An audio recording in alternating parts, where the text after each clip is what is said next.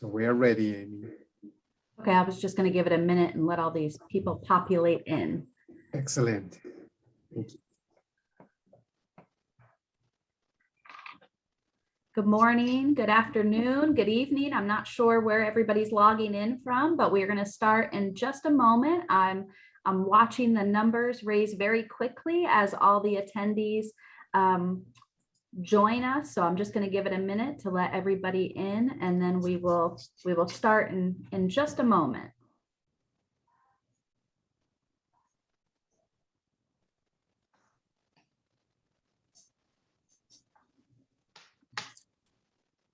If I may pop in just to remind you about the interpretation services available on the bottom part of your screen, or if you are joining us from your cell phone, you should be watching or looking at a sphere like a world icon that says interpretation, and there you can choose either English or Spanish.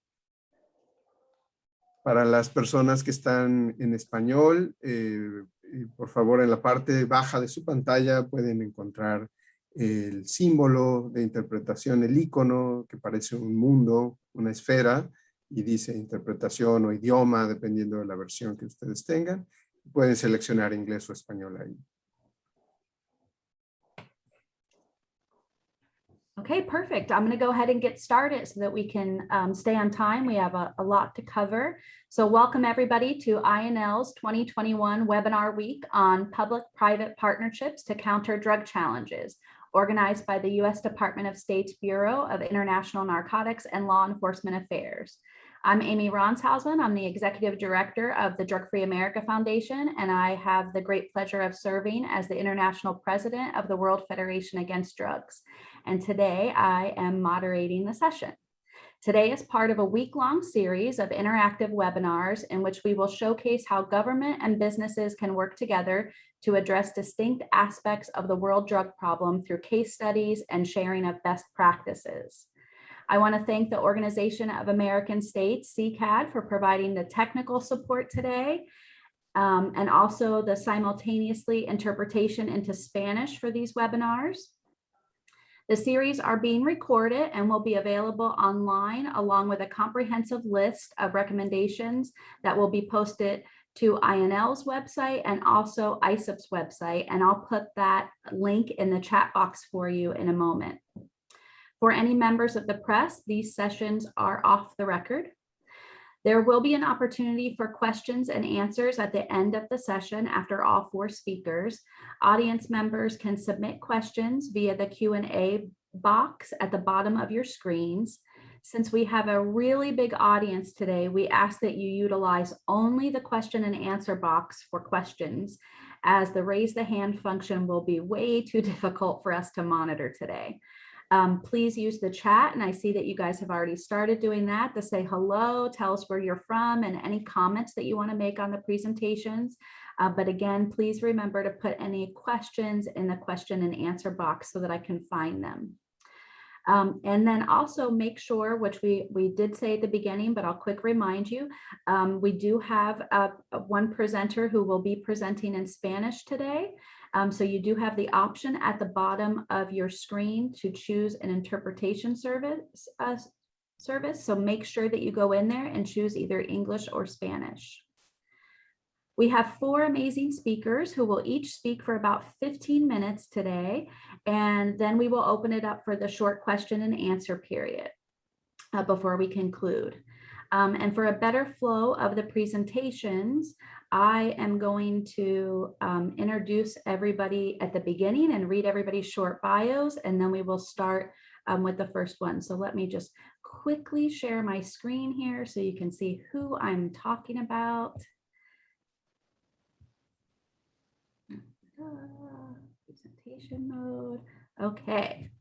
So our first speaker will be Michael Botticelli. Michael is one of the nation's leading addiction experts. Over the past 30 years, he has led a variety of positions at the local, state, and national levels.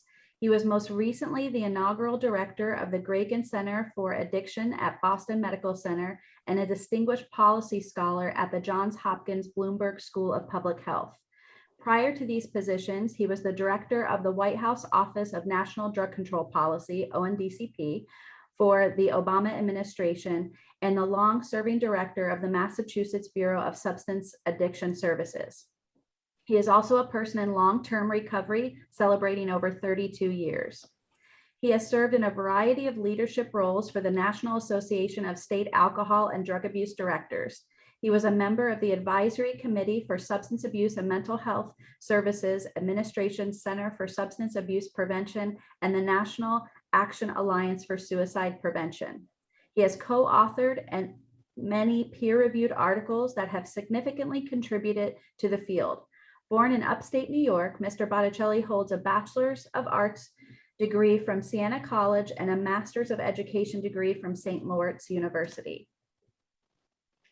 Our next speaker will be Dr. Carmen Fernandez. Carmen has a bachelor's degree in psychology, a master's degree in family therapy, a PhD in family couple therapy, and a doctorate in psychoanalysis. She is the general director of the Centros de Integración Juvenil, CIJ, and an author and compiler of several scientific articles and books. She is a member of the editorial board of the scientific Journal of Substance Abuse, and executive editor of the International Journal of Addiction Research. She is co-founder of the College of Specialists for the Addiction Care and general coordinator for the Professorship in Addictions, Dr. Jesus Camonte Rodriguez, and academic coordinator of the Master's degree in Addiction Management, both at the Anahuac University. She also serves as president of the International Society of Substance Use Professionals Mexico Chapter, ISAP Mexico. She received the Anahuac Leadership Medal in Psychology in 2009, the Queen Sofia Award in 2010, and the Mexican Psychology Award in 2019. Next, we'll have Dr. Miriam Komarami. Dr. Komarami is an addictions medicine physician who is a professor of medicine at Boston University and medical director of the Gragan Center for Addiction at Boston Medical Center, where her work focuses on all aspects of substance use disorders and the intersection between addiction and health equity.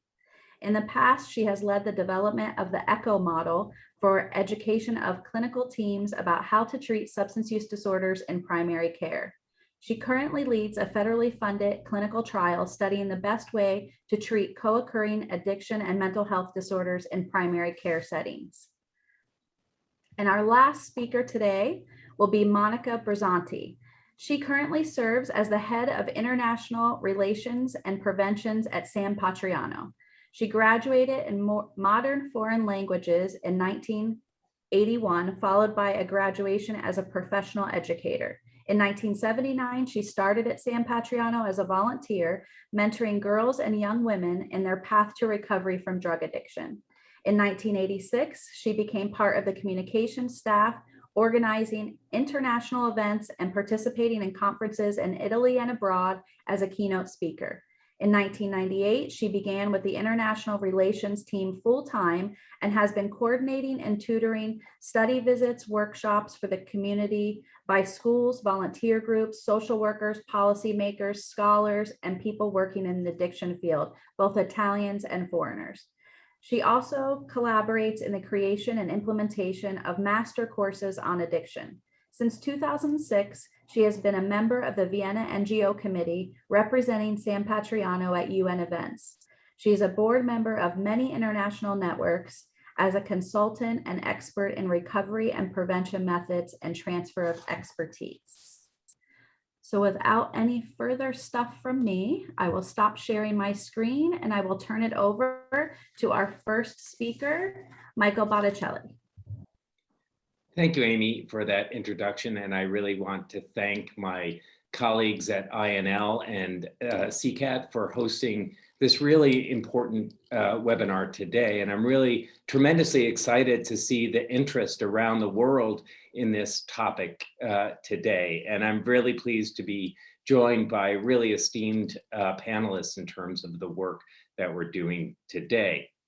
So I'd like to start a little bit with kind of why this topic and why, quite honestly, recovery is an important element of the work that we do.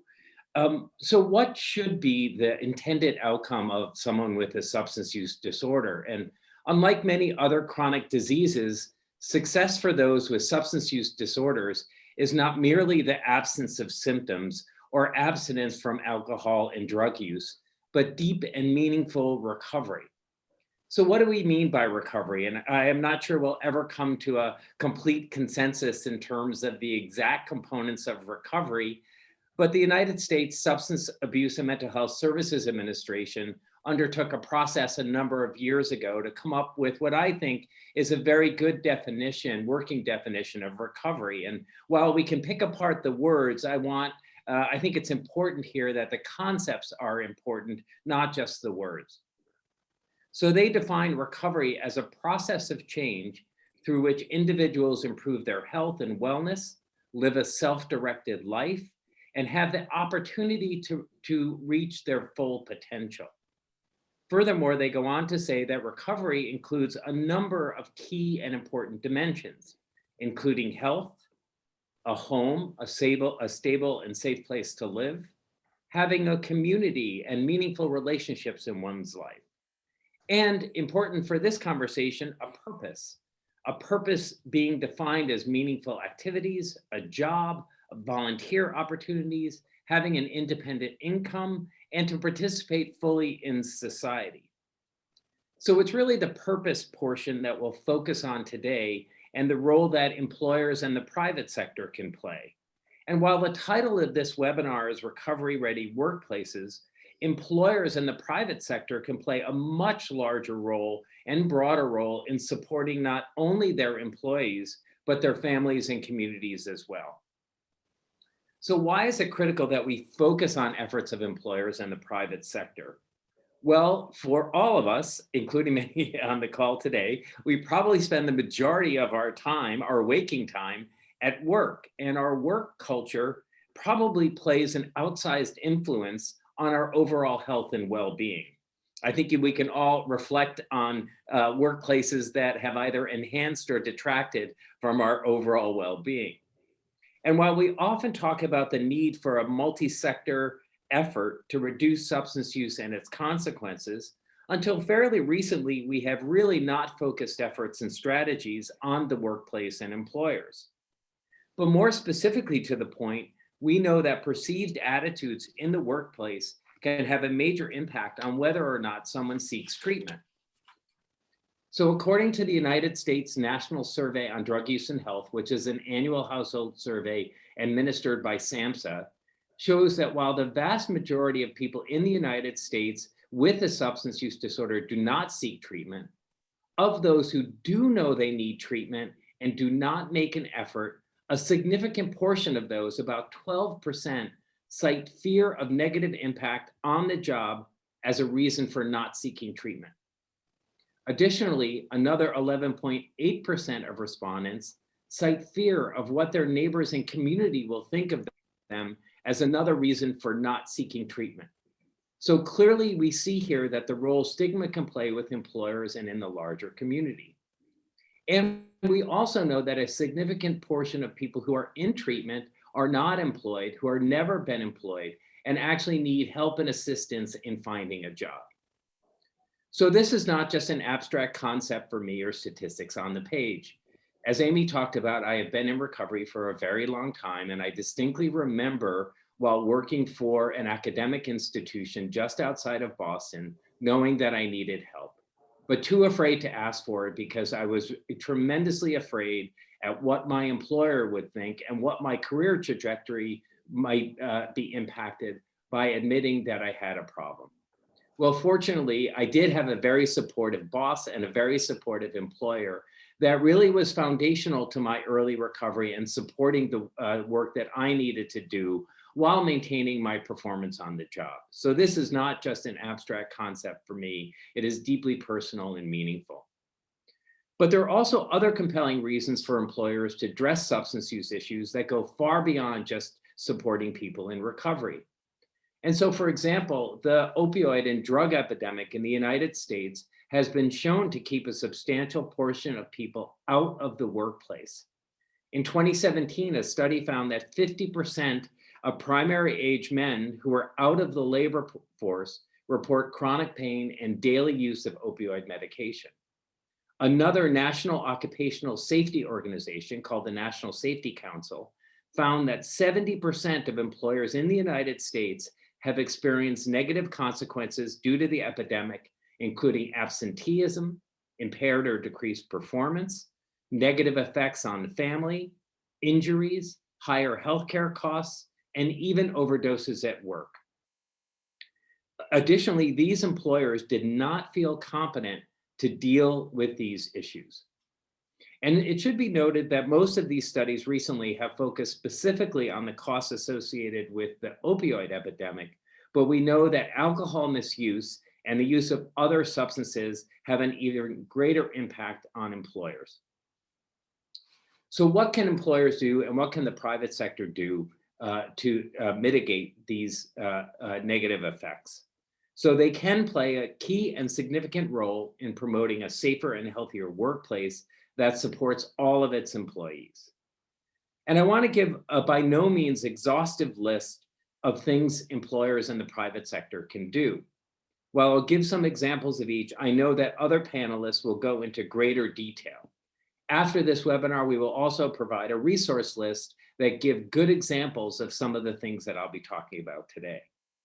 So foundational to all of these efforts, however, requires the commitment of senior leadership and clear communication of that commitment throughout the organization.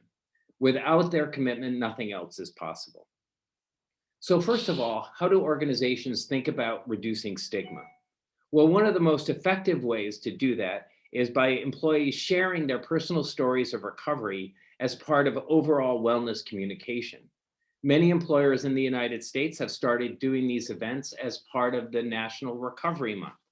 I recall being a moderator of a panel of people telling their stories for a very large employer in Massachusetts. And after the event, the CEO coming up to me and saying that it was perhaps the most impactful event that they have ever hosted as an organization. So I think we all know the power of personal stories and the way that personal stories can really reduce stigma in organizations. Organizations can also promote the use of only clinically appropriate, non-stigmatizing language in all employer communications. So another way that the private sector can be helpful, and this is probably most appropriate for a US audience, is the way that employers and the private sector look at their benefits design and how they promote those benefits among their employers. So perhaps the most impactful thing they can do is to conduct a benefits review and ensure that those benefits are comprehensive, affordable, are evidence-based treatment and recovery support services. They can promote the awareness and utilization of those benefits and services through mailings, pamphlets, resource guides, employee assistance programs. All of these efforts have the added benefit of simultaneously reducing stigma by letting employees know that it is important, that these are important issues. Another area of focus is employee training, particularly helping employees understand addiction and how to identify and intervene appropriately, particularly for managers and supervisors where there are performance-related issues. And lastly, hiring and supporting those in recovery by primarily the development and implementation of non-punitive policies for those with substance use disorders, that they can make accommodations for those in recovery to attend treatment and support groups. This is actually required in the United States through the Americans with Disabilities Act. They can review their hiring processes to ensure that those in recovery and those with histories of substance use disorders are not automatically screened out for employment, particularly those with criminal justice involvement as a result of their addiction. And also by hosting on-site recovery and family support groups. For those of you who lead organizations or are in governmental positions, there are many ways that you can promote the uptake of these practices as well. First of all, engage leadership on this issue. As I talked about before, it's perhaps the most important component of ensuring success. You can review and change relevant policies and laws that support these practices. You can produce and disseminate key findings on the impact of substance use disorder on employers in your jurisdiction. You can host webinars and convenings like the one we're having today to highlight and support the adoption of best practices. Highlight examples of leading edge employers and publish a resource guide for employers with examples. You can establish a learning collaborative of employers who are interested in this work and let them mentor and learn from each other. Many employers in Massachusetts have competition with one another, and they don't like to see another employer doing things that they are not. Develop and support and maintain partnerships with treatment programs, recovery support groups, and services and the broader recovery community. So again, to end, we know that each sector of our society is not only impacted by substance use, but has a vital and crucial role to play. And I hope this has given you some insight and strategies, and I look forward to hearing from the other panelists and from the discussion today. Thank you, everybody. Great, thank you so much, Michael, for that great presentation and really great information. We will move right along to the second speaker so that we can stay on time, and then we will have questions at the end. Just a reminder for everybody to type in your questions into the question and answer box so that we know where they are. And I did get a message that a few of you are having some volume issues. So I just want to remind you that even if you're listening in English, please make sure you choose English under the interpretation services, because that could be your issue with the volume. And our next speaker will be speaking in Spanish. So if you are listening in English, you really have to make sure that you have chosen that option at the end. So I will go ahead now and turn the floor over to Dr. Carmen Fernandez. Muchas gracias por la presentación, gracias por la invitación, Anchi, a Brian Morales. Qué gusto estar compartiendo con compañeros de tantos lugares este importantísimo tema. Voy a compartir la pantalla, si me lo permiten. Tengo una presentación en español, pero también está disponible en inglés para quien lo solicite, y agradezco mucho el que hayan tenido los servicios de traducción. Bueno, el consumo de drogas, el alcohol, el tabaco, incluso las drogas ilegales tienen una gran repercusión en todo el ámbito laboral. Realmente sabemos que el 70% de los consumidores de alcohol y de otras drogas tienen empleo. La mayor parte de la gente que atendemos en todos los centros de integración juvenil en el país tienen empleo, no son desempleados. Y hasta el 54% de los incidentes laborales ocurren en el lugar del trabajo por gente que ha consumido algún tipo de enervante. Y repito, lo que más se consume en el país y tal vez en toda Latinoamérica es alcohol. Hay mucha gente que está trabajando que tiene fuertes consumos de alcohol, y dependiendo de la región del país hay otros tipos de consumo de metanfetaminas incluso, y hay gente que se presenta a laborar bajo los efectos de metanfetaminas. Por supuesto, de marihuana ya es muchísimo más común que estén trabajando de esta manera. Ustedes saben que identifica también los reflejos. De cocaína hay grandes consumos todavía, y todo esto trae accidentes laborales, y gran parte de los accidentes laborales tienen que ver con el consumo de drogas. Además, la gente que está consumiendo tiene un ausentismo laboral mucho más grande que quien no consume, y llegamos a encontrar que tienen hasta 3 o 4 veces más ausentismo laboral, faltan más al trabajo, solicitan más incapacidades laborales y reciben sanciones disciplinarias. Se pelean con los compañeros, hay problemas también entre las relaciones laborales por este consumo. De ahí que es tan importante, como decía el señor Botticelli, atender los consumos para que la gente pueda ir al trabajo en un estado anímico muchísimo mejor. No me funciona el pasar la diapositiva. Ya, tarda. Bueno, hemos hecho un manual que está disponible por internet en la página de los centros de interés juvenil, que es Prevención Laboral para los Centros de Trabajo. Tiene que ver este trabajo con promover ambientes laborales más sanos, más seguros, más armónicos, libres de alcohol, libres de tabaco, no fumar en los centros de trabajo también, no llegar a trabajar bajo los efectos de alcohol o las drogas. Y todo esto mediante el desarrollo de habilidades y competencias emocionales en los lugares de trabajo, dirigidos pues a toda la planta laboral, a los directivos que conozcan del tema, que sepan detectar, a usuarios cómo ayudarles, a los sindicatos. Tenemos un amplio trabajo con los sindicatos, es una oferta, una prestación laboral más el ofrecerles el servicio y no despedirlos, con todos los comités de seguridad e higiene que están en el trabajo. Hoy por hoy es ley en mi país el que las empresas tengan un programa de prevención de adicciones. Por supuesto, está dirigido al personal de salud de la empresa, a los trabajadores y sobre todo a sus familias. A los trabajadores se les atiende en su calidad de trabajadores, pero también en su calidad de padres de familia. Una vez hecho el diagnóstico en cada centro laboral de cuáles son los riesgos más importantes para tener ambientes no sanos, para consumir drogas, teniendo este diagnóstico, entonces se definen una serie de estrategias a realizar en ese lugar de trabajo. Hay muchos tipos de estrategias. Tenemos sesiones informativas amplias, universales, para que toda la planta laboral se entere de que hay servicios de tratamiento para el consumo de drogas.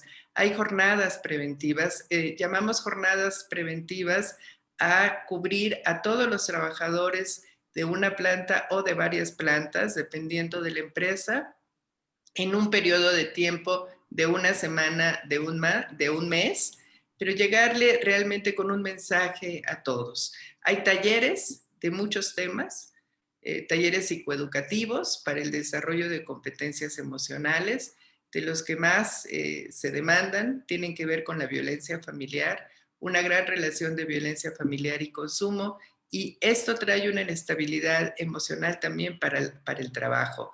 Mientras no estén tranquilos con sus familias, pues obviamente hay menor rendimiento laboral también. Hay capacitación y formación con muchos cursos y diplomados para la gente que está en las empresas atendiendo los programas de salud, para personal estratégico de la empresa, y tenemos también actividades como padres y madres de familia. Hay muchos temas que se manejan, desde las consecuencias del consumo de alcohol y drogas en el trabajo, alternativas de atención, se les da toda la información donde pueden atenderse o atender a algún familiar que les preocupe su estado emocional o su consumo de drogas, porque también es importante saber que se atiende salud mental en general. El atender la salud mental en general también es preventivo de consumir drogas.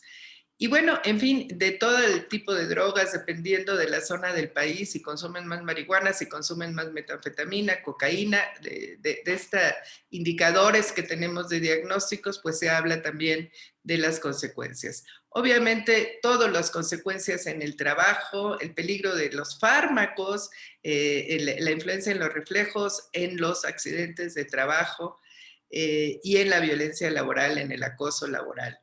En fin, es muy amplia el abanico de temas que se tiene, pero en todo el eje central es el desarrollar habilidades sociales, habilidades socioemocionales, control emocional para tener un trabajo saludable.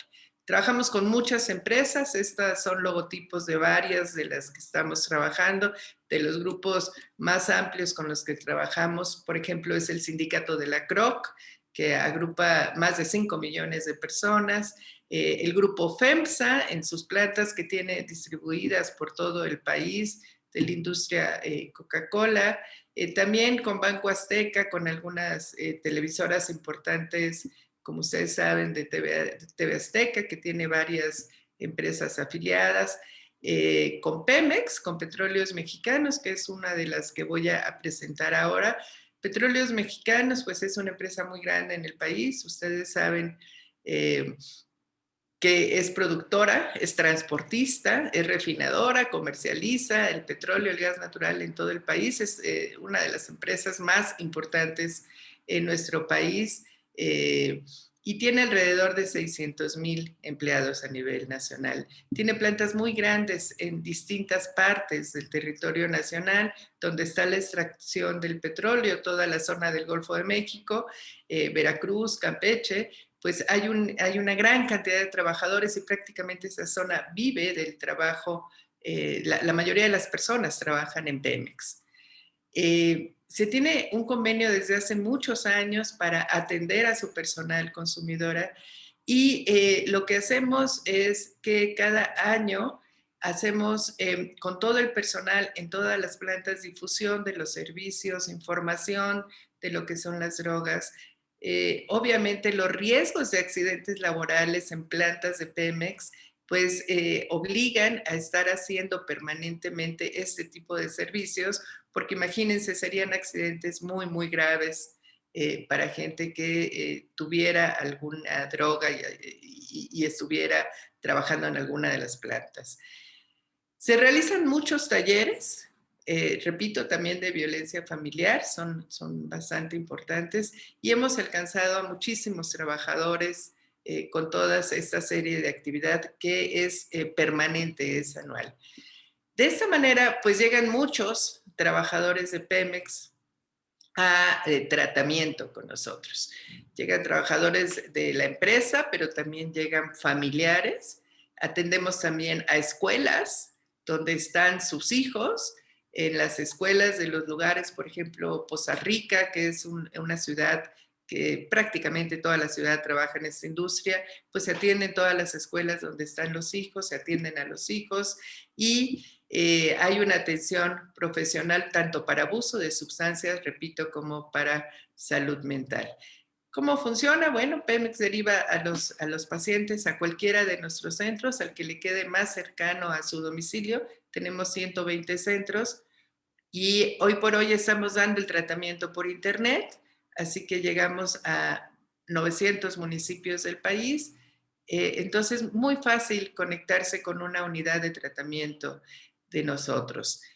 Y en coordinación con todo el área de salud mental de Pemex, de salud médica de la empresa, pues se gestiona el ingreso a ya sea unidades de hospitalización de nosotros o unidades de consulta externa. Tengo aquí una de nuestras unidades, esta es la unidad en Punta Diamante en Acapulco, quien la quiera visitar, es muy grande esa unidad y albergamos de una manera muy cómoda, muy digna a la gente que se interne para tratamiento.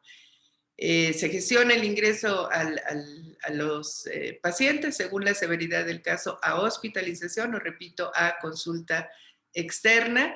Y tenemos tratamientos de 3 a 6 meses, a 12 meses, seguimiento a los pacientes, dependiendo de cada caso. Entran a una terapia cognitivo-conductual, actividades complementarias al tratamiento, hay muchísimas, más de 400 actividades complementarias al tratamiento de arte, cultura, deporte. Y hay farmacoterapia, por supuesto, para aquellos que los necesiten. Y tenemos índices de recuperación muy altas, en hospitalización hasta el 90% de la gente queda en abstinencia total, en consulta externa el 80%, son bastante altas los índices de recuperación y de abstinencia. Hacemos seguimiento cada 3, 6, 12 meses, hacemos una reunión anual de expacientes que pueden tener hasta 22 años de abstinencia y ya haber puesto su misma empresa o haber, bueno, microempresa obviamente, o estar trabajando hasta cargos directivos en algunos lugares. Entonces, esto es una relación muy amplia con una de las empresas más importantes del país. Esto es lo que hemos atendido en consulta externa, las gentes que hemos hospitalizados. Bajó un poco en pandemia, pero no se quitó el trabajo, seguimos haciendo las jornadas. Y el otro caso que vemos como muy importante es este sindicato. Es un sindicato que trabaja en restaurantes y en hotelería en México, en los lugares más importantes turísticos del país, como es Cancún, Puerto Vallarta, Los Cabos. Realmente es una empresa que agrupa al personal de hotelería, al personal de los mejores restaurantes también de México. Agrupa muchísimos trabajadores, también tiene trabajadores de la industria de la construcción. Repito, en cada estado de la República, cada caso es diferente, los tipos de consumo que tienen. Y bueno, es una industria como otros 3.600 sindicatos nacionales, mantiene contratos con, tiene 15,000 contratos colectivos de trabajo. Hemos influido en los contratos colectivos de trabajo a que no los despidan si consumen, si no les den la oportunidad del tratamiento, lo cual es muy importante para continuar pues una vida sana. Este es uno de los sindicatos más grandes de México. También tenemos un convenio de colaboración en donde hacemos jornadas todos los años, jornadas de prevención de adicciones, tratando de impactar a la mayor parte de las plantas donde hay de esos trabajadores, de los hoteles, de los restaurantes, y derivan también pues casos a tratamiento y son atendidos igualmente en todas nuestras unidades. Se ha beneficiado a más de 1 millón de familias en este trabajo. Cada año se realiza la jornada preventiva. Con ellos colaboran, tienen un área de trabajo ya preventivo en adicciones específicamente, han generado una rama de trabajo en adicciones que es muy activa y desarrollan pues muchísimas actividades a lo largo de estas jornadas. Se hacen conferencias, se hacen talleres, se ponen stands informativos en cada empresa. Se hacen muchas actividades ahora también por internet. Y bueno, todo esto es para aumentar la percepción de riesgo de lo que es consumos altos de alcohol y drogas y que vayan a tratamiento.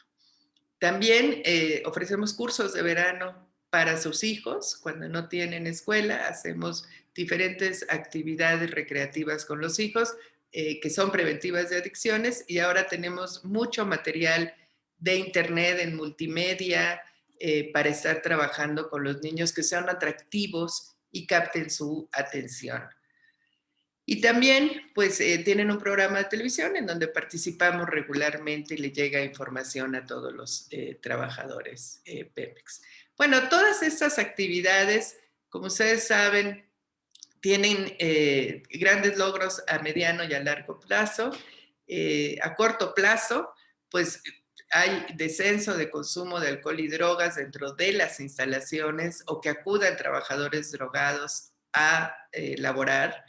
Y esta reducción de consumo, pues hay también entonces reducción de que el personal pues vaya bajo los efectos de estas drogas, y por lo tanto hay un decremento de accidentes en el trabajo, hay menos ausentismo laboral, faltan menos al trabajo, y eso a largo plazo pues aumenta, por un lado, la esperanza de vida de la planta, de vida productiva, la mucho mayor productividad, mayores años de vida saludable, por supuesto, para los trabajadores o sus familias, y reducción de las enfermedades asociadas de salud mental al consumo de drogas, que es, como sabemos, hay grandes, que la mayor parte de la patología mental asociada es depresión, conducta antisocial y en abstinencia, pues una gran ansiedad que no permite elaborar bien. El clima laboral se vuelve mucho más satisfactorio, hay menos violencia en el trabajo, menos conflicto entre los trabajadores en general. Tanto la productividad como el ambiente de trabajo es mucho mejor con este tipo de programas. Es mejor tener un programa preventivo en los lugares de trabajo a no tenerlo. Muchas gracias. Dejaré de compartir. Great, thank you, Carmen. That was very interesting. Thank you for highlighting that comprehensive program. And in particular, what I thought was interesting was that slide that you had that showed all of your partners. What an amazing resource that you have to showcase those public-private partnerships that allows you to do all of these different things that are, not only taking place just in the workplace, but as you illustrated, you're looking at domestic violence issues, you're looking at mental health issues, you're providing all these different resources that better enable their life as a whole. So thank you so much for sharing that program and the outcomes. Next, we have Dr. Miriam Komarami, and so I will turn it over to you and allow you to start sharing your screen. Wonderful. Thank you so much. I'm delighted to be here with you all and to be joining you for this really interesting presentation. I'm learning a lot from the presentations. I'm a physician and specialist in addiction medicine, and I'm a professor of medicine at Boston University and medical director of the Graken Center for Addiction at Boston Medical Center. I'm going to share with you a clinical perspective. I want to start by just talking about my experiences with patients and give an example of the ways that employer approaches to issues of substance use disorder can make a definitive difference in somebody's life. So I'm just going to tell you about one patient, Ms. D. I've changed the details a bit to protect her identity, but she's a patient who I saw recently in our addiction treatment urgent care clinic. She's a married woman who's the mother of an adolescent son, and she works full-time as an administrative assistant. She feels proud of her work performance. She reveals that she's having tremendous problems with alcohol use and depression, and she reports that she drinks alone at night and hides her drinking from her family. She's also consuming increasing quantities of alcohol and has started to have panic attacks, tremendous anxiety each afternoon. She is afraid to tell her employer about her problem and does not know where to turn in order to get help. Another employee was recently run out of the company after he developed frequent tardiness and his alcohol use was discovered. She has also considered joining a 12-step Alcoholics Anonymous group, but she's afraid that someone would recognize her and reveal her secret. I discuss a range of treatment options with Ms. D, but she feels too frightened to take action. Unfortunately, 2 weeks later, Ms. D is hospitalized in the intensive care unit due to the combined effects of alcohol and benzodiazepine use. After her release from the hospital, she quits her job in order to avoid being fired. This is unfortunately a fairly common occurrence that individuals either don't know about policies of their employer that could support them when they're struggling with a substance use disorder, or they know about the policies and they're not supportive. So I want to now paint a different scenario for you where the outcome is different due to the approach taken by Ms. D's employer. So same story, experiencing depression and drinking heavily when alone at night. Frightened by her increasing need to drink, Ms. D thinks about where she can get help. Susan, who's a representative of her company's human relations department, recently provided information to all employees about the availability of treatment for substance use problems. Susan encouraged employees to seek help through their employee assistance program, which is a confidential program offered by the employer to address mental health and substance use disorder problems where the information is not accessible to the employer, it's private. And Susan reassured Ms. D that the company is committed to working with employees who are struggling with substance use in order to try to help them return to full functioning. Ms. D decides to call the employee assistance program and ask about services. 1 year later, Ms. D is regularly attending peer support groups and is taking a medication to cut her craving for alcohol and another medication to treat depression. She sees a counselor and an addiction treatment doctor regularly. She receives a promotion for her excellent work performance.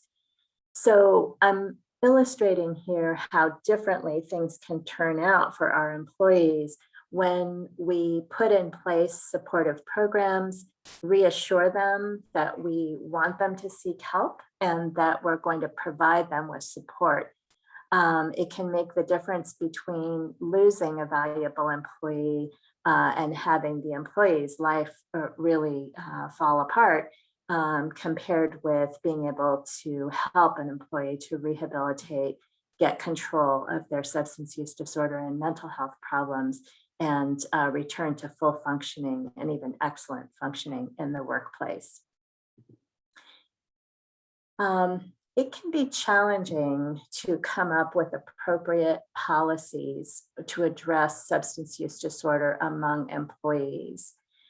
One issue to consider carefully is whether you want to encourage employees to reveal their substance-related problems to their manager or others within the company.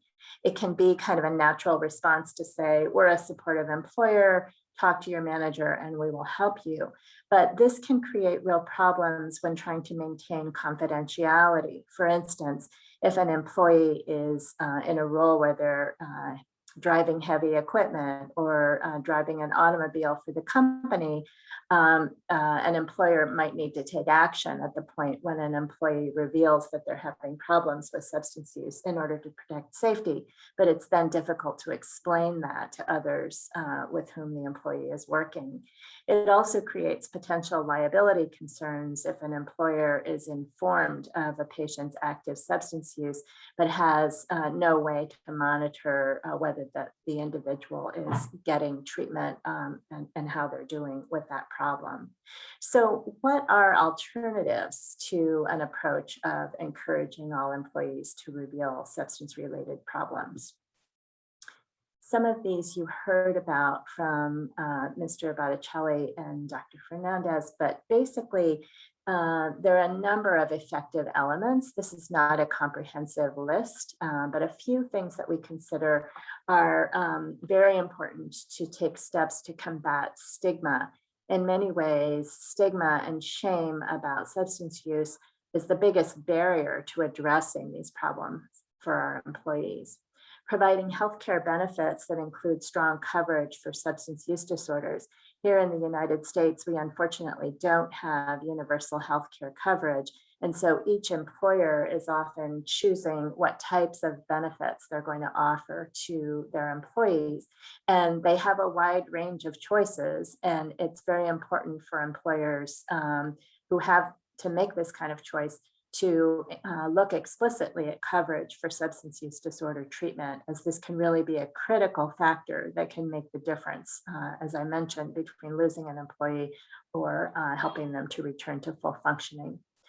Create leave policies that encourage employees to get help for substance use disorders. Emphasizing to a patient that sick leave can be used for accessing treatment for substance use disorders, and that's a valid and encouraged use of time away from work. It's important to make sure that employees and managers are aware of these policies and are conveying accurate information about them, but it's also important to make sure that employees and managers have some basic understanding of substance use disorders, including the fact that they're very treatable if we take the right approach. Finally, some particular industries may need specialized approaches depending on cultural practices related to substance use within that particular industry. So in thinking about how to combat stigma, this is really an essential first step of an effective campaign to address substance use disorder, because as we discussed, shame often prevents people from seeking help with substance use problems. And if they're hearing messages, either directly or veiled covert messages about shaming attitudes towards substance use, blaming attitudes, framing it as a moral choice rather than a chronic illness that needs treatment, they're going to feel very hesitant to seek help and to deal appropriately with the problem that they're struggling with. It's important to think about an anti-stigma campaign as something that needs to be sustained. We know that it needs to come ideally from the top of an organization, to hear from organizational leaders giving this message to employees so that they really believe that it's part of the culture of the organization rather than one manager's individual assessment of the situation. It's very important to train managers, because if a manager is giving inaccurate messages or shaming messages to an employee, all of the public messaging that we do is not valuable. And finally, these messages need to be reinforced frequently, not just once, in order for employees to believe them and act on them. At our institution, Boston Medical Center, partly under the leadership of Mr. Botticelli, when he was the executive director of our Grayken Center for Addiction, we implemented something called the Words Matter Pledge. This has been used in lots of other settings, but it's very effective. And in this case, our chief executive officer and president of our medical center, Ms. Kate Walsh, send out this letter to all employees asking them to sign a pledge saying that they would work to free their language of stigmatizing content related to substance use disorder. And the information that was sent to all employees included a list of stigmatizing language that is strongly discouraged, and options for non-stigmatizing language that can be used instead. To me, this is a really powerful way of cutting through stigma in an organization and giving the message to all employees that this is something that the employer takes seriously, will take note of, and is setting expectations for how employees need to behave. It also sends a really powerful message to somebody who's struggling with substance use, that they're seen, they're valued, and that the employer is interested in helping them. Additional approaches include issues related to healthcare benefits. And I know that this differs dramatically across countries, and we have a very international audience. But I will just say that within the United States, the two approaches that I think can be most useful are what's called an employee assistance program, which is typically a contracted service that the employer offers to address specifically need for counseling and mental health care. And it can be structured to include substance use disorder, and increasingly is. So that's an explicit choice that an employer needs to make about what type of benefit to offer there. And then to make sure that health insurance has parity of benefits for substance use disorder and mental health care in parity with physical health care. Creating leave policies that encourage employees to get help for substance use disorders, as I mentioned, is a key piece of this, because if we encourage employees to get help, but then we're restrictive in how they use their sick time and don't encourage them to use it to address substance use disorders, they get mixed messages and strong practical barriers to taking care of themselves and getting treatment. In addition, some industries have a sort of a culture that promotes substance use in different ways, and we may need specialized approaches to addressing these industries. In the United States, stimulant use is common among employees, for instance, of car dealerships or truckers who have long haul driving assignments where they need to stay awake and alert. So you might think about an explicit campaign addressing stimulant use in a setting like that, the risks of stimulant use and the availability of treatment. Restaurant workers, unfortunately, are often exposed to a lot of on-the-job substance use. And I included a picture from a menu that I saw recently. Did you love your meal? Send a 6-pack of beer to the kitchen. So on the menu, an option to buy alcohol for the kitchen crew to consume during their work hours. Any employer that offers a happy hour that includes alcohol, even if it's after work, needs to think about the message that they're sending to employees, and also think about the impact on employees who are in recovery. So that kind of event is best reframed in terms of opportunities to socialize without relying on alcohol or use of substances.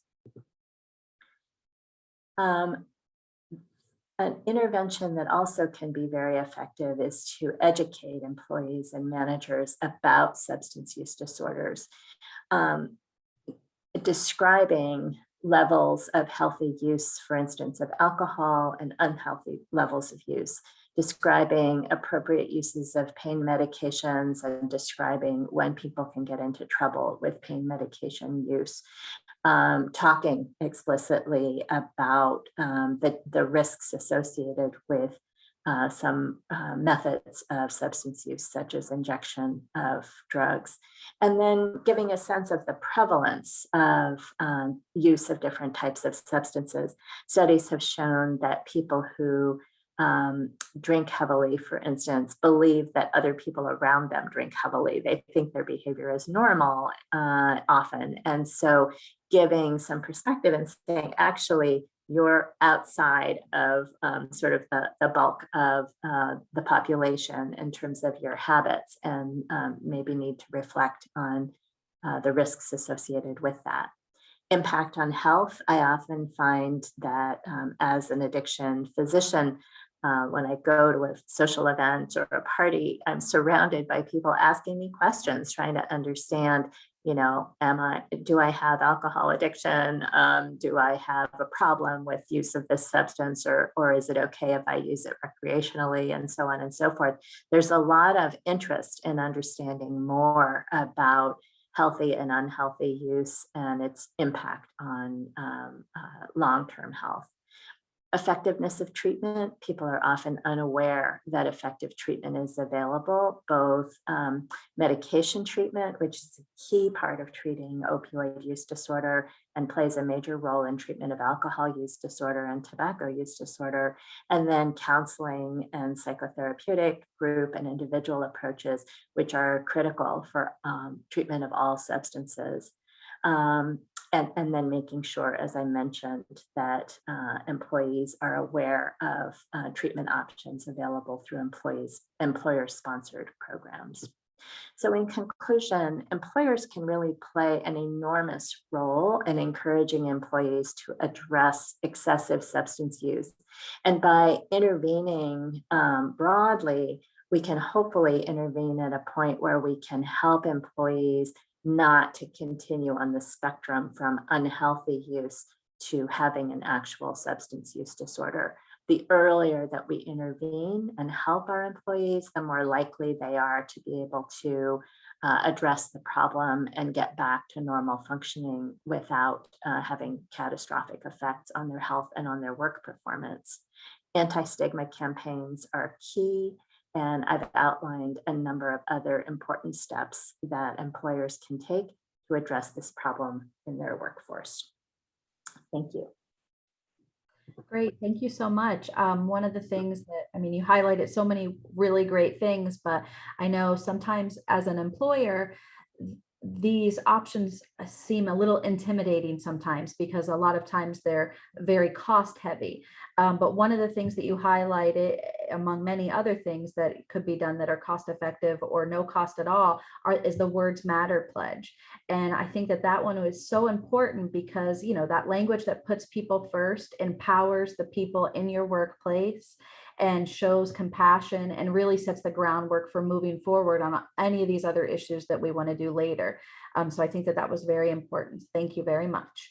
Our last speaker, certainly not on purpose, but our Monica is going to close us up.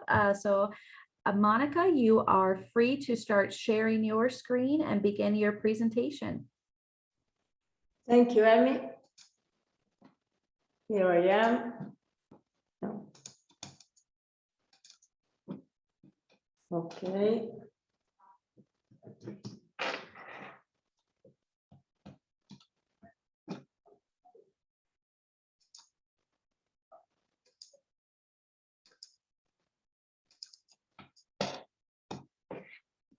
Oh, sorry, I try again. Something went wrong. Let me try it again. Okay. Okay. So today, in my presentation, I will try to focus on the philosophical, let's say, value of work and how it is closely intertwined with recovery. I'd like to underline how recovery and work are so closely connected that it's important to focus on addressing this issue. And then I will show how at San Patrignano we work in this direction. So if we think about our ancestor, work was part of their daily life. They were hunters or gatherers, and then later breeders or farmers. And these activities all gave the subsistence for their communities, but not only. It gave them a sense of belonging, a sense of identity, a sense of purpose in their life. So work and the human activities are at the basis of all the our communities, all society are based on collaboration. And actually they also learn to collaborate and to reach greater achievement by collaborating and working together. So the basis of human social communities is based on work, actually. I did some searches about this topic that was really fascinating for me. And philosophers, for example, about the benefit and dignity of work, say that research shows that physical and mental health are adversely affected by lack of work. You are more likely to suffer from obesity and depression, for example, if you are unemployed. This may be linked to another good that work helps to provide, self-esteem, and also health, the exercise and development of skills and capacities, self-esteem based on the recognition of one's achievement, a sense of social connectedness and exposure to the demands of cooperation are some of the intrinsic goals associated with working life that are imperiled by lack of work. And again, in the Journal of Advanced Healthcare, say that work is a tool that builds identity. So we can see clearly that work is something very important in human life and in the construction of his identity among the other human beings. And it is the same also for people in recovery.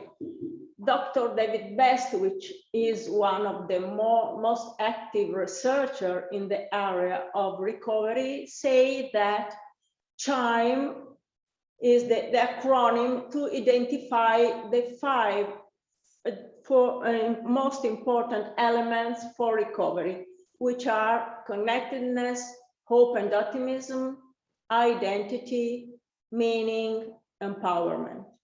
All these elements we have seen can be reached through work, through having an active role in society, having a purpose, having a meaning, having an identity and a role.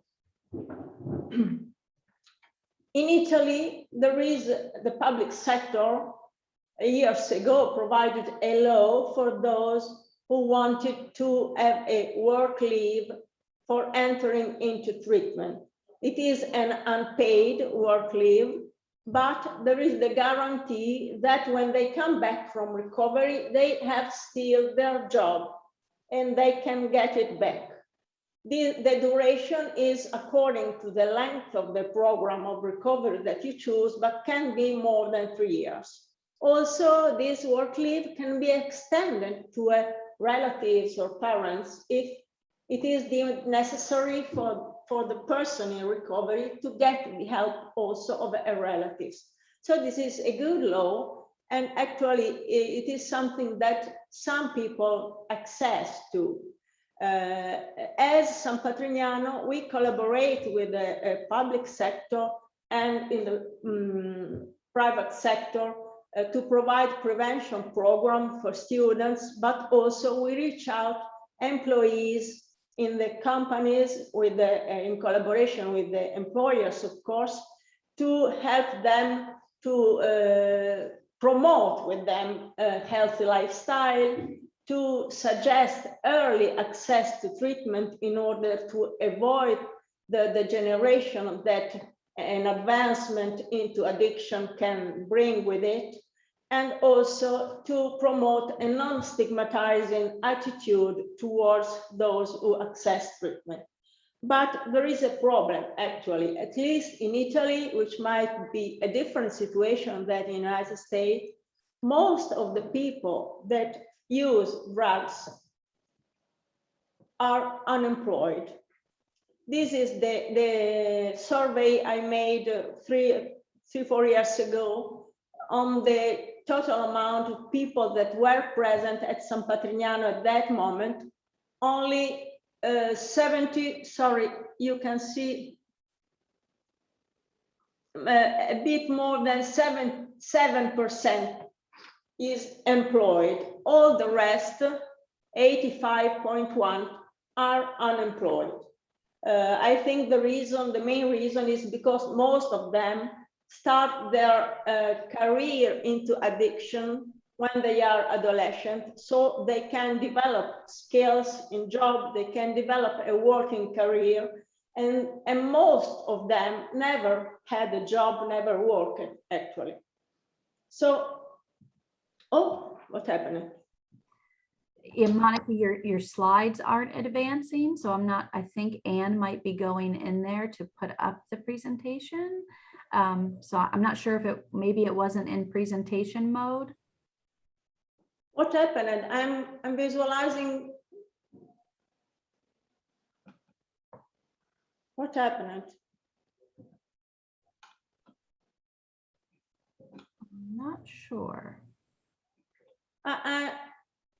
Uncheck entered into my screen. Oh yeah, I think Anne's trying to advance the slide. And what happened? Hi, sorry, I tried to advance the slides. So I've taken over the screen and I've advanced the slides. So tell me which one you want to be on. Okay, one more. One more. Okay. The next. This one. This one? No, another one. The next. The next. The next. Okay, thank you. Okay. So San Patrignano based all its job since its founding in 1978 on this idea that work is a fundamental part of human being's life. And this phrase can explain how we try to do. San Patrignano community is a micro society where we can train to face the future impact with the macro society. For us, working is a way to get passionate about life, a way to rediscover interest and enthusiasm, to get used to having relationships with other people. The daily work providing us with professional skills and give us self-awareness and consciousness of our possibilities. It is a starting point for an economically independent and dignified life. The next slide, please. So I think that the basic idea that we applied in San Patrignano is to help people to learn how to deal with all the responsibility of job, becoming accountable, not only trained in some specific skill, but also accountable and able to face the responsibility of a job with dignity and accountability. These are some key figures. You can see 26,000 people welcomed since 1978. It is a 300 hectares with farmhouses, facilities, and so on. More than 40 activities and vocational training opportunities. 350 people that are admitted every year, 2,300 residents that leave the program, and 72% of success rate evaluated by independent study. 0, the euro paid by resident and their family. Next slide, please. We also welcome people with special needs, such as women, mother, adolescent, people in conflict with law. We have a special program for them, and we changed more than 4,000 years into of jail into recovery program.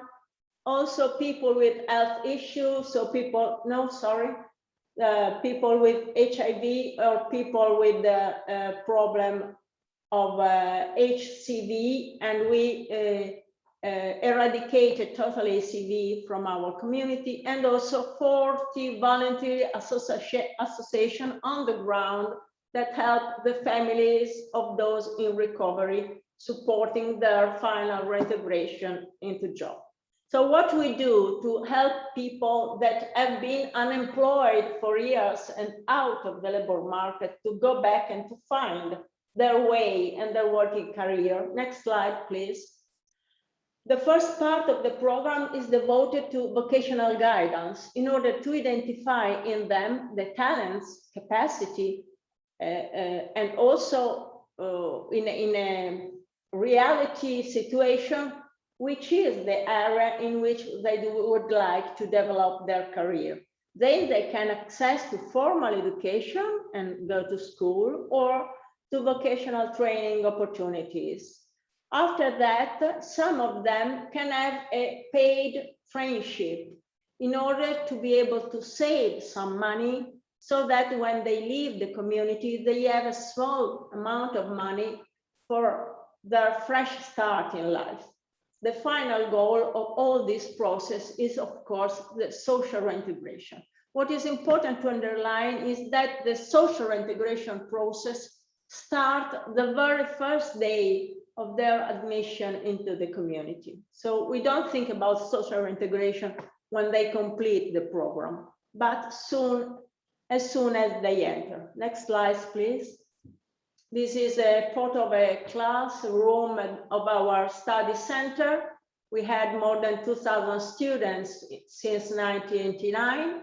And then the next one, next slide, please, shows the vocational trainings in 2019 and 2020.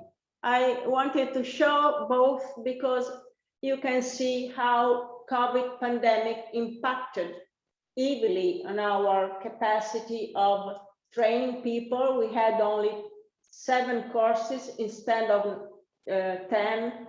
We were able to provide paid friendship to only 45 people instead of 63. So this pandemic, of course, had an impact on the training opportunity. But mainly, the next slide, please.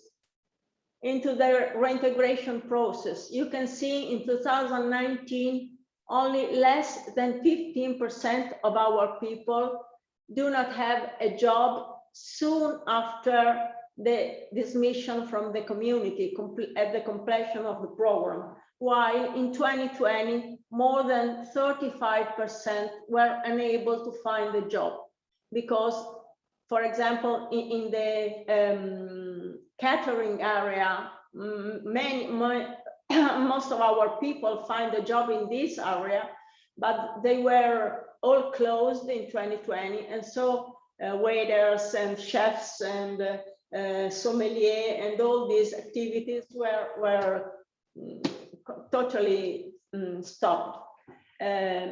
85% of our people find a job in the area in which they were trained within the community. So next slide, please. And also the next one. These are a number of courses that we can provide to our people. We go from dairy processing professional to hairstylist, to electrical system, health, landscape professional, makeup artist, pizza chef, course in movie and video production. So a number of different courses, not all in the same moment, of course, but around 15 of them are offered yearly to a group of our people. Of course, we have a lot of challenges for our future. Next slide, please. The first one is sustainability. We provide our revenue around 65% from our activities. The rest, around 35%, come from donations, according to the year, of course. The vocational training laboratories and workshops are mainly oriented to vocational training, exactly, and not to production. So that's why we can be totally autonomous from the economical point of view, and we still donation and collaboration. We have a lot of collaboration with private companies, with the public public sector, such as the Emilia-Romagna region, that funds the majority of our vocational training courses, but also the private sector provide us with paid traineeship for our people. And normally at the end of the paid traineeship that they do within the community, they are employed by the same company that provided us with the paid traineeship. So it is a good connection that we have, and we can find a job to our people in most of the cases when they leave the community. Of course, the key to this success is to keep all our vocational training courses up to date and coordinated with the labor market. I mean, we have to explore which are the requests of the labor market and provide our people with courses that can be spent by them as a viable and useful tools to enter into the labor market. The ethical and challenge for the future is to keep on keeping the founding principle and ideas that were at the basis of San Patrignano intact, while maintaining the therapeutic mission, because now San Patrignano is a social enterprise in which, of course, you have to keep the balance between getting a revenue to maintain and to support the community, but also continue to offer a therapeutic program to our people. So keeping the balance between the two is actually the most important challenge that we are facing in the future. So thank you. I'm here for any question you might have.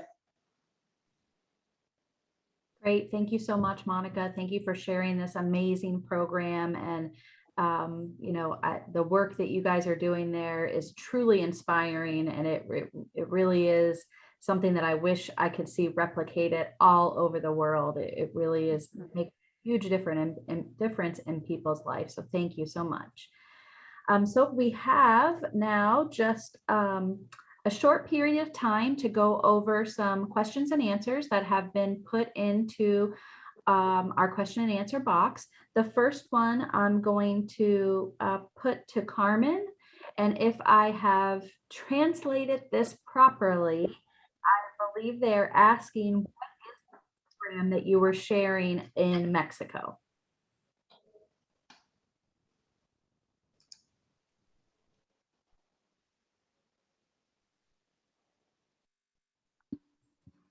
Gracias. Sí, con mucho gusto. Vi una pregunta también me parece, se llama Cintia Estela Gambo, de cómo se puede acceder a venir a conocer el programa México. Tenemos realmente cada año muchos invitados de varios países a cualquiera de las unidades, también incluso se pueden hospedar ahí o en un hotel.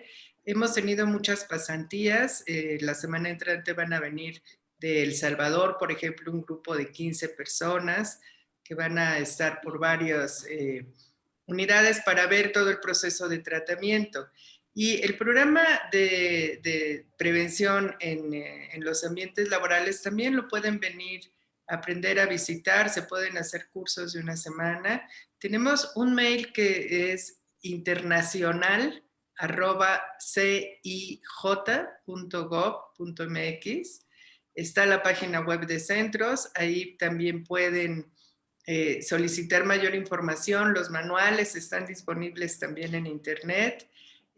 Vamos a contestar también, entiendo, por vía mail. Quien quiera dejar su mail también puede hacerlo y puede acceder entonces a todo el material que ya está elaborado y que con mucho gusto se puede hacer. Y también podemos construir algún curso de capacitación específicamente para hacer este programa de prevención laboral.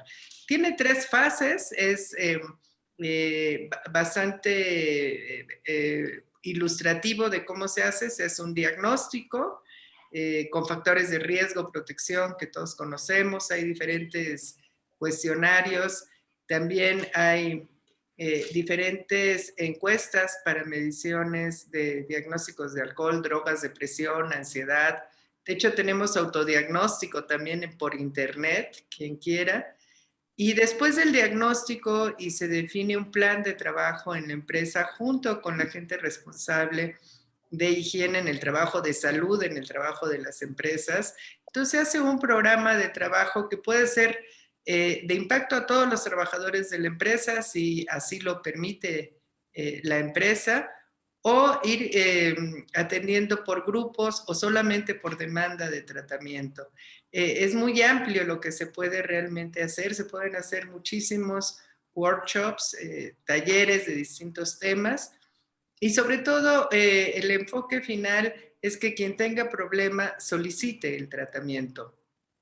Finalmente es alertar de que puede haber accidentes en el empleo, de que las relaciones laborales se entorpecen también con el consumo de alcohol y drogas, que hay más violencia en el trabajo y finalmente pues tender una mano de ayuda para quien lo solicite o para cualquier familiar, que también eso es muy importante. Sin duda alguna la palabra importa, me gusta mucho ese lema porque pues es el centro de la terapia y también importa mucho el trabajo. El tratamiento tiene que ser para conservar el trabajo y quien no lo tiene para que lo tenga, o en el caso de menores para que continúe con su educación formal. Es muy importante estar en la escuela o estar en el trabajo para seguir adelante en la vida. Muchas gracias. Great, thank you, Carmen. Thank you for answering that question. The next question I am going to pose to Dr. Miriam.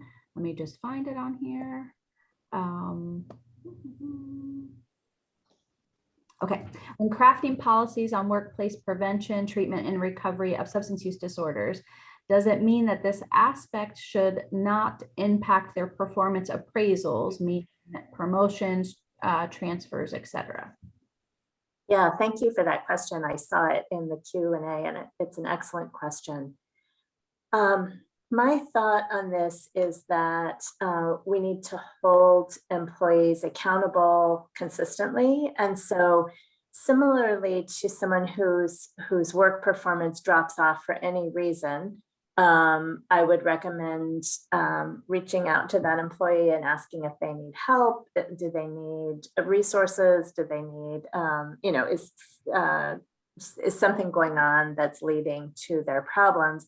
And then familiarizing them with opportunities to address, a variety of different types of problem that they could be having and include resources related to substance use disorder.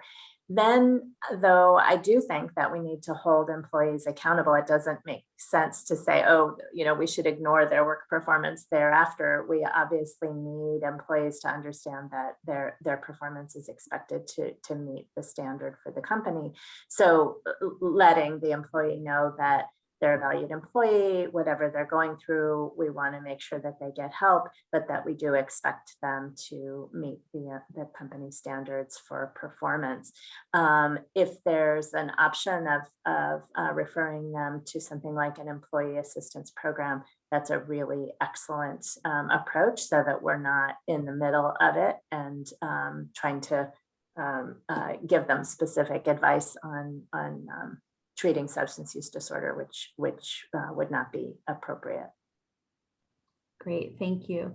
And then I'm going to kind of summarize a few of these questions here, because we have a few that are related to reducing stigma in the workplace. So Michael, I think I'll throw this one over to you, kind of addressing what are kind of some good approaches on how to reduce stigma, and you know, how can we change the environments to have that happen at a top-down kind of situation? Sure. Thanks for those questions. You know, and I think some of our presenters gave some excellent ideas. You know, let me just reiterate, you know, after this webinar, we're going to send out resource guides, and many of those resources, including the Graken Center and others, have actually excellent examples of how to reduce stigma. So for instance, Dr. Komarami talked about the Words Matter pledge. I know I'm speaking on her behalf when I say that the Graken Center would love for other organizations to take that and adapt it to their own organizations. So the Words Matter pledge. I will also tell you, and again, I think, you know, you have to gauge every employer in terms of readiness, but one of the most effective ways that I've seen are employers who have sponsored employee panels of people in recovery themselves talking about their stories. I think all of us probably know that there is nothing more compelling than a personal story to diminish people's stigma and show to them that they can do it. You know, I think many of us sponsor Recovery Month activities. I think is really important to do that. I also want to reinforce something else Dr. Komarami said that has dual benefits. One is informing your employees about, you know, where to go if they need help, right? So a vast majority of employees don't know, but I think the real secondary goal here is about reducing stigma, that it shows employees that it's okay to ask for help. So those are kind of three concrete examples. I think that other employers have done other activities around it, but there's many examples in some of the resources that we'll send out after the webinar. Perfect, thank you. And I think that is another good point to reiterate that, you know, there are some questions in there that we're just not getting to because we're running out of time, but a lot of them had to do with the availability of resources on how to talk to people and how to set up these programs and what the benefits of the different programs are.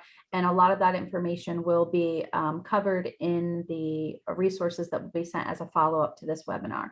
You will also receive the recording. Somebody asked about Carmen's presentation because the slides were in Spanish. We do have the English version, so you will have access to that as well. And so I want to, we have just 2 minutes left, so I'm just going to kind of close us out. So I want to thank INL for Webinar Week and for allowing the topic of recovery-ready workplaces to be highlighted. To our amazing 4 speakers today, thank you so much for your passion and your commitment to this issue and providing so much useful information and resources that we can all use as we move forward on this topic. In addition to the resources that we've already talked about and said that we would be sharing, I want to encourage the participants today who are interested in this issue to join the Drug-Free Workplace Working Group that can be found on the ISIP website. And also there are additional resources that are provided on the National Drug-Free Workplace Alliance website. This is a division of Drug-Free America Foundation, and that's www.ndwa.org. There are still 3 more days in this awesome webinar week series. You have the opportunity to attend. Tomorrow is quality assurance and treatment. Thursday is drug sales over the internet, and Friday is the drug trade and illicit finances. I want to extend another thank you to OASC CAD for all of their technical support. We used it a lot today, and for providing the interpretation services. And finally, I want to extend my sincere gratitude to all of you who logged in today from all over the globe to join us. We really appreciate your time. We know that you're offered so many different things that you could attend, and you have so much work to be doing. So we appreciate that you're here with us and your commitment to these issues. Stay safe and healthy, and I look forward to seeing you all on screen again very soon, and hopefully someday in person as well. Thank you so much.